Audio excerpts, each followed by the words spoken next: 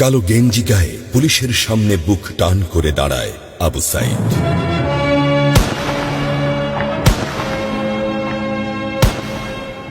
Police তাকে রক্ষা করার বদলে গুলি করে। ঠাস ঠুস কয়েকটা গুলির মধ্যে একটা গুলি লাগে তার কোমরে। খানিকটা ভাঁজ হয়ে যায় শরীর। সম্ভবত সে বুঝতে পারে নাই। ঘাড় ঘুরিয়ে কোমর দেখার চেষ্টা করে একবার, তারপর আবার আগের মতো আবার দুই হাত প্রসারিত করে সিনা টান করে দাঁড়ায়। ডান হাতে ছোট্ট একটা লাঠি। বিশ্ববিদ্যালয়ের প্রধান ফটকের পাশে বেশ কয়েকজন পুলিশ, হাতে রাইফেল, রাইফেলের তাজা গুলি, আবারও গুলির শব্দ। পরে গুলিটা কোথায় লাগলো বোঝা গেল না। তবে আবু সাইদ টলছে। পড়বে পড়বে ভাব, কিন্তু সে সোজা হয়ে দাঁড়ানোর চেষ্টা করছে। গুলি খাওয়ার আগে ফেসবুকে তার শেষ পোস্ট ছিল, যতদিন বেঁচে আছেন মেরুদণ্ড নিয়ে বাঁচুন। সেজন্যই হয়তো গুলি খাওয়ার পরও সোজা হয়ে দাঁড়াতে চাইছিল, কিন্তু পারছিল না। আবু সাইদের মেরুদণ্ড সোজা থাকলেও শরীরটা মাটির দিকে ক্রমশ ঝুলে পড়ছিল। সবুজ জামা পরা বন্ধু এগিয়ে আসে, পুলিশের গুলির ভয় ডর পাশে রেখে আবু সাইদকে ধরে। আরো দু একজন আসে, আবু সাইদকে হাসপাতালে নিতে হবে। আবু সাইদ হাঁটতে পারছে না, শরীর ছেড়ে দিচ্ছে। 4-5 জন হাত পা ধরে শূন্যে তোলে। আবু সাইদ ঝুলছে আর রক্ত পড়ছে টপ টপ টপ।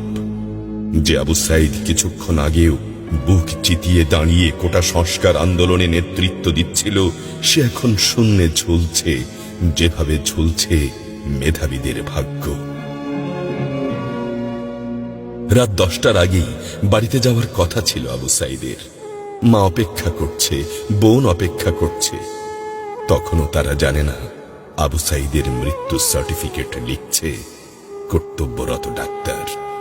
নাম আবু সাইদ, পিতা মকবুল, ঠিকানা Babanpur, Pirganj, Rangpur.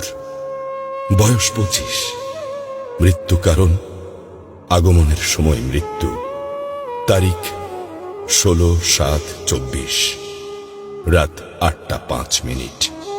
Serial number 240434, Rangpur medical college হাসপাতাল।